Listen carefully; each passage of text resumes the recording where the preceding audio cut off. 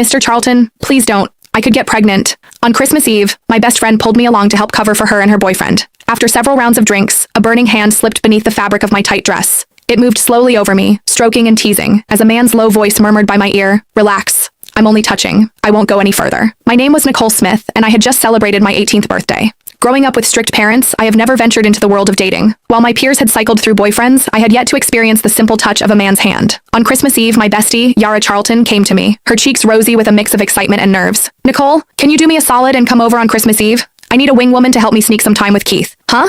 I stared at Yara, puzzled. Blushing deeper, she nibbled on her lip and spilled the beans, saying, "I'm scared my dad will catch on to Keith and me. If you're there, you can help distract him." Her voice trailed off, her eyes dancing with mischief.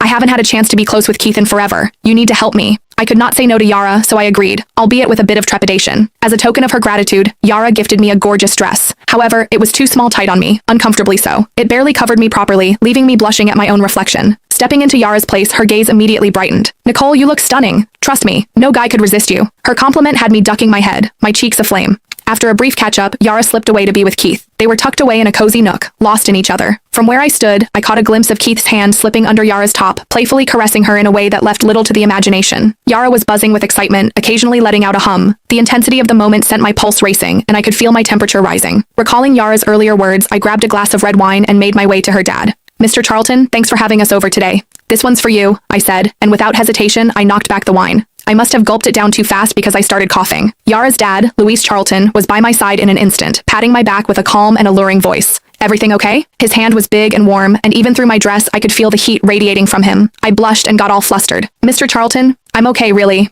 I managed to say as I discreetly stepped back. Luis gave a knowing squint and polished off his wine with a grin. "Enjoy your Christmas Eve. Don't worry about me being the old guy here." Yara, a little tipsy, overheard and pulled me down to sit. "Nicole, just drinking is so dull. Let's spice things up with a game."